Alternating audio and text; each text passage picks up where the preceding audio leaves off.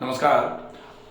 Part one और part two. Part one में हमने देखा पाइल्स होती कैसे है और पार्ट टू में हमने देखा कि पाइल्स होने में कारण कौन से होते हैं जो किस तरीके से पाइल्स कराते हैं। पार्ट थ्री अब हम देखेंगे कि पाइल्स का ट्रीटमेंट क्या है। पूरे तरीके से पाइल्स को हमेशा के लिए खत्म करने के लिए आपको केवल 4 चीजों पर अच्छा फॉलोअप करना है और ये 4 चीजें आपने अच्छे तरीके से समझ ली तो पाइल्स बिल्कुल ठीक होना चालू हो जाएगा। पहला, ये जो सॉलिड होता हुआ स्टूल है इसको कैसे भी करके आपको सॉफ्ट कराना चालू कर देना है। और स्टूल सॉफ्टनिंग कब होगी? जब आप ज्यादा मात्रा में पानी पिएंगे। तो ट्रीटमेंट जो है वो आपको सबसे ज्यादा फायदेमंद ट्रीटमेंट जो होगा इसमें वो होगा पहले नंबर पर ज्यादा से ज्यादा पानी पीना। ज्यादा पानी पिए और इस पानी में आपको ये ध्यान रखना है कि सवेरे लगभग 3 गिलास पानी और पूरे दिन में लगभग 8 से 10 गिलास पानी। सवेरे का पानी इस पानी पूरे 8 से 10 वाले पानी में नहीं गिना जाएगा। तो 3 और 8 कम से कम 11 गिलास पानी आपको पूरे दिन में पीना है। ये पानी क्या होगा? ये पानी जब आप यहां से पीते हो यहां जाता है और खाने छोटी आंत पे जाकर के ये खाने को भी एब्जॉर्ब होने में मदद करवाता है और साथ में ये पानी लगातार आपकी आंतों की जो और पूरे शरीर की जो पानी की आवश्यकता है इसको पूरा करता रहता है। अब मान लो पानी शरीर में है ही नहीं, पिया ही नहीं, तो जो पानी शरीर में पड़ा हुआ है वो पूरा का पूरा खिंच के शरीर में स्टोर हो जाएगा। अब मल में से पानी ज्यादा से ज्यादा मात्रा में खींच लिया जाएगा तो मल सूख जाता है। तो मल को सूखने से बचाना है तो आपको ज्यादा मात्रा में पानी शरीर में बार बार करके पहुंचाते रहना चाहिए, पहला। दूसरा होता है कि आप इस पानी को पीने का जो तरीका है, सलीका है, वो रखें। आप पानी पूरे दिन में जो पी रहे हैं उसको सिप कर करके पिएं और जो सवेरे का पानी है उसको आप जल्दी में एक जगह बैठ करके बड़े घूंट पी सकते हैं। ये पानी का हो जाएगा खाने के तुरंत पहले, खाने के साथ में और खाने के तुरंत बाद आपको पानी नहीं पीना चाहिए। अगर आपको बहुत ही प्यास लग रही है, आपने ऐसा लग रहा है कि हम तो खाना खा ही नहीं पाएंगे, गला सूख रहा है, तो फिर खाने के साथ आप पतली करके छाछ ले सकते हैं अगर आपको दमा और खांसी की ज्यादा समस्या नहीं है तो। और अगर दमा और खांसी की समस्या है तो आप गर्म सूप खाने के साथ में ले सकते हैं या दोपहर में कहा जाता है छाछ ले ली जाए, खांसी जुकाम नहीं है तो। और रात के समय, शाम के समय जो खाना होता है उसमें आप सूप ले सकते हैं, तो ये अच्छा रहेगा। दूसरा जो उपचार है वो है बहुत मोटे आटे की रोटी। मोटे आटे की रोटी। तो जब तक लोगों ने मोटा आटा खाया तब तक लोगों को दिक्कत नहीं आई। जब से लोगों ने ये मिल का आटा और महीन आटा और चांद सी रोटी और बेदाग रोटी, तब से पूरे शरीर पे दाग हो रहे हैं। चेहरे अब दाग जैसा हो रहा है क्योंकि खाना जो खा रहे हैं पच ही नहीं रहा। अपच होगी तो अजीर्ण होगी, एसिडिटी होगी। अब वो सड़ा हुआ खाना जो है वो आंत में पहुंचेगा, यहां पहुंचा, यहां रुका रहा, निकला ही नहीं, नीचे की तरफ उतरा ही नहीं, जिसको जीईटी बोला जाता है, गैस्ट्रिक एम्पटिंग टाइम। अब गैस्ट्रिक एम्पटिंग टाइम जो है वो आपका डिस्टर्ब हो गया। अब डिस्टर्ब गैस्ट्रिक एम्पटिंग टाइम के साथ में यहां रुका हुआ खाना जब आंत में उतरेगा तब तक वो खाना फर्मेंटेशन हो चुका था। अब फर्मेंटेड फूड में से खाना एब्जॉर्ब होकर के ये जो खून की नलियां हैं ये क्यों है? जहां पाइल का मसा बन रहा है, क्यों, कहां? क्योंकि खून की नलियां। क्यों है खून की नलियां? क्योंकि खून में खून की सप्लाई भी मिले ताकि आंतें काम कर पाए और खून की नलियां एब्जॉर्ब भी करें कंटेंट्स को, पूरा का पूरा जो भी छोटी आंत में से न्यूट्रिशन एब्जॉर्ब होता है, बड़ी आंत में से पानी एब्जॉर्ब होता है और कुछ मिनरल एब्जॉर्ब होते हैं। तो ऐसी स्थिति जो है ये, अगर हम मोटा आटा खाते रहते तो हमारा पाचन सही रहता, अवशोषण सही रहता और मोटा आटा चिपकता नहीं आंत पर चिपक के रुकता नहीं। अब छोटी आंत का मान लेते हैं ये वाला हिस्सा, ड्यूोडेनम का जो लास्ट वाला पार्ट है, या फिर जेजुनम है ये, या फिर ये इलियम का पार्ट है, इसमें अगर मान लो कुछ भी चिपक के रुक जाएगा तो वो रुका हुआ जो है, अब उसके साथ हमने दोबारा खाया, दूसरा वाला यहां पहुंचा, पहले से चिपका हुआ सड़ा हुआ पड़ा था, अच्छा फ्रेश आके उसको भी खराब कर दिया। अब हम जो भी अच्छा खा रहे हैं वो सबका सब खराब होके ही हमारे खून में जा रहा है। तो आंत्र अशुद्ध हो, रक्त अशुद्धि, आंतें खराब तो खून खराब हो जाता है। तो हमें मोटे आटे की रोटी का उपयोग करना ही पड़ेगा, इसका कोई ऑप्शन नहीं है। आप चाहें कि साहब हम आटा तो मिलकर ही खाएंगे, लेकिन क्या है कि हम अलग से उसमें ब्रांड मिला लेते हैं। आजकल ये और ट्रेंड चल रहा है कि आटा जो भी है जैसा भी है वो ले लेंगे, अलग से उसमें ब्रांड मिला लेंगे, चलो कुछ नहीं से कुछ भला। लेकिन वो पूरा उपचार नहीं है। पूरा उपचार करना है तो आटा ही मोटा पीसा जाए।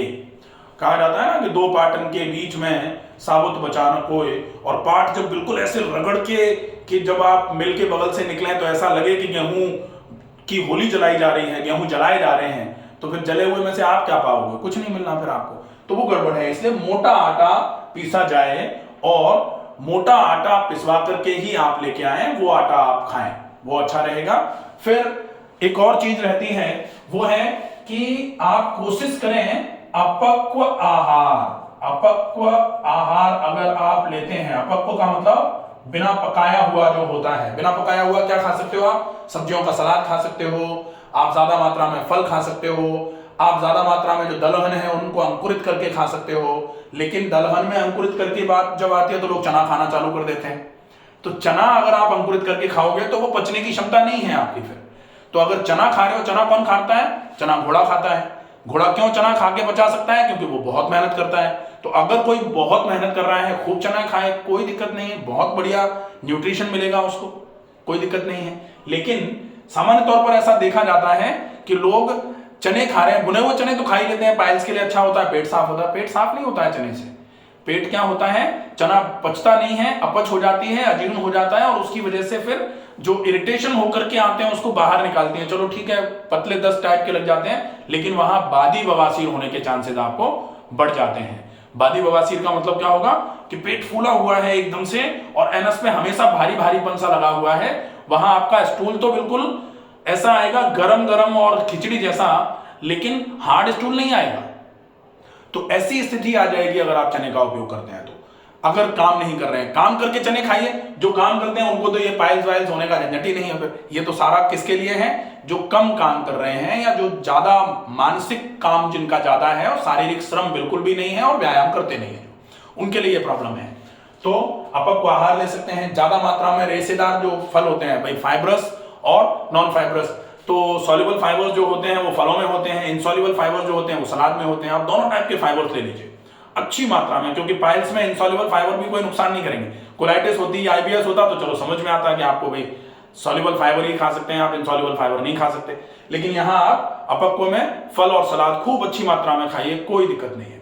फिर एक होता है कि खाने को इतना चबा करके खाया जाए कि खाने को पिए, पानी को खाएं। खाने को पिए, खाने को पिए का मतलब होता है खाने को इतना चबाया जाए, इतना चबा दीजिए, इतना चबा दीजिए कि बिल्कुल पानी पानी हो जाए मुंह में ही, आपको कोई दिक्कत ही नहीं है फिर। क्योंकि इससे क्या होगा, एक तो खाना बिल्कुल छोटे छोटे मॉलिक्यूल्स में टूट जाएगा, और दूसरा होगा कि आपकी पेरिस्टाल्सिस बहुत अच्छे तरीके से इंप्रूव हो जाएगी, आंतों की चाल बहुत मजबूत रहेगी, आपकी आंतों में शिथिलता नहीं रहेगी आपकी। ये आपके लिए हो जाएगा खाने को पिए। और पानी को, अपन ने बोला ही पानी ज्यादा पीना है, पानी को खाएं। अपन बोलते हैं खाने को पिए और पानी को खाएं। खाने को पीने जैसा बना करके धीरे धीरे बहुत चबा चबा करके खाना है, और पानी को बिल्कुल चाय की तरह से कर करके पीना है। ये हो जाएगा। इसके बाद जो ट्रीटमेंट पार्ट है, ट्रीटमेंट प्रोटोकॉल जो होता है पाइल्स के लिए, पेट को साफ करना। और पेट को साफ करने के लिए कब्ज निवारण जो ट्रीटमेंट हो सकता है नेचुरोपैथी में, वो होता है पेट पर सेक, पेट पर मिट्टी की पट्टी और एनिमा। अगर आप ये ट्रीटमेंट कर लेते हैं, पेट पर सेक, पेट का, फिर मिट्टी की पट्टी और फिर एनिमा, अगर आप ये कर लेते हैं तो इससे आपकी आंतों की सफाई भी हो जाएगी, आंतों की टेंसाइल स्ट्रेंथ भी बढ़ जाएगी, आंतें मजबूत भी रहेंगी। तो आपको यहां से ये पेट बिल्कुल धीरे धीरे करके साफ होना चालू हो जाएगा, और जितना अच्छा पेट साफ होगा उतना मान लीजिए आपकी पाइल्स धीरे धीरे करके परमानेंटली ठीक होना चालू हो जाएगी। अब हम बात करते हैं वो चीजें जो सामान्य तौर पर लोग सुनना चाहते हैं कि हमको तो कोई ऐसा नुस्खा बता दो कि हमारा 1 मिनट में पेट साफ हो जाए। तो आप हरड़ का पाउडर 1 चम्मच 1 गिलास गुनगुने पानी के साथ ले लीजिए रात को सोने से पहले, या फिर सवेरे सवेरे नाश्ते के पहले। हरड़ का पाउडर लेने के बाद आधे घंटे तक आपको कुछ नहीं खाना पीना है। उसके बाद फिर आपको हर 15 मिनट में 20 मिनट में 1 गिलास पानी पीते रहना है। 3-4 गिलास पानी पिएंगे, एकदम से पतले दस्त लगेंगे आपको, और जो जो ये हार्ड होकर के स्टूल पड़ा हुआ था ये फूट करके टूट करके पतला होकर के निकल जाएगा। तो एक बार के लिए आपको थोड़ा सा आराम मिल जाएगा, लेकिन एक बार के लिए मिलेगा, आपको ये तो करना ही पड़ेगा। इसके अलावा आप गर्म दूध में जो इसबगोल लोग दे देते हैं, या गर्म दूध में कैस्टर ऑयल दे देते हैं, या त्रिफला का पाउडर ले सकते हैं, या एलोपैथी में एक मोम प्लस करके सिरप आती है, लोग वो भी दे देते हैं कभी कभी। तो आप उसका उपयोग भी, अगर आपको बहुत दिक्कत हो रही है तो आप फॉर टाइम बीइंग कर सकते हैं। आयुर्वेद की एक बहुत अच्छी सिरप आती है जिसको अभ्यारिष्ट बोला जाता है, आप उसका उपयोग भी कर सकते हैं। एक बहुत अच्छी सिरप, ये कुछ ऐसी चीजें हैं जो बहुत सर्टिफाइड है, कहीं कोई दिक्कत नहीं है। एमली केयर डीएस के नाम से एक बहुत अच्छी सिरप आती है, और ये क्यों बताई जा सकती है? भाई हमारा काम नेचुरोपैथी का है, लेकिन ये एमली केयर डीएस जो है, इसमें वो सारे कंटेंट जो सामान्य तौर पर पेट के लिए बहुत उपयोगी होते हैं, हरड़ है, इसमें पारिजात है, इसमें भुई आंवला है, इसमें आपके त्रिफला के पूरे कंटेंट आते हैं, इसमें अर्जुन छाल आ जाती है, इसमें दालचीनी भी आती है, सारी चीजें तो हैं, यही तो चाहिए। तो ये जो है ये बहुत अच्छे तरीके से आपका पेट पूरा साफ करवाएगी, रक्त शोधन का भी काम करेगी, धीरे धीरे करके आपको पूरा आराम करवाएगी। तो आप इसको भी ले सकते हैं अगर आप चाहें। लेकिन मैं हमेशा बोलता हूं, नेचुरोपैथी का एक प्रिंसिपल है कि external treatment, whether drugs, biochemical drugs जो होते हैं, और कोई भी जो भी एक्सटर्नल ट्रीटमेंट होते हैं, नाम तो किसी का लेना उचित नहीं है, they only treat symptoms not disease. Symptomatic treatment है वो। अगर आपके शरीर को आपको मजबूत करना है और हमेशा के लिए रोग मुक्त रखना है, तो आपका काम होना चाहिए कि आप अपने शरीर को अंदर से रेजिस्टेंस डेवलप करवाइए। जैसे आप सब जानते हैं कि हड्डी जब टूट जाती है तो जोड़ने के लिए चाहे आप उसमें प्लास्टर बांध दो, चाहे आप उसमें प्लेट लगा दो, चाहे आप उसमें वायरिंग कर दो, चाहे आप उसमें स्क्रूइंग कर दो, लेकिन हड्डी जुड़ती अपने आप ही है। किसी में दम नहीं है कि हड्डी को ऐसे करके चिपका दे फेविक्विक लगा के और जुड़ जाए, कुछ नहीं हो सकता। बोन अपने आप, बोन हील्स इटसेल्फ। ऐसे ही बॉडी हील्स इटसेल्फ है, तो बॉडी अपने आप को सही करेगी। अगर आप ये रूटीन अच्छे तरीके से फॉलो कर लेते हैं तो निश्चित ही आपकी पाइल्स आज खत्म हो जाएगी, और फॉलो करते रहेंगे तो कभी नहीं होगी।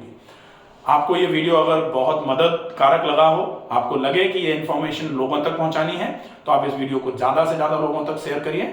और अगर कोई चीज समझ में नहीं आई हो तो कमेंट बॉक्स में लिख करके आप बताइए, आपके प्रश्न का उत्तर दिया जाएगा। स्वस्थ रहिए, सुरक्षित रहिए, धन्यवाद।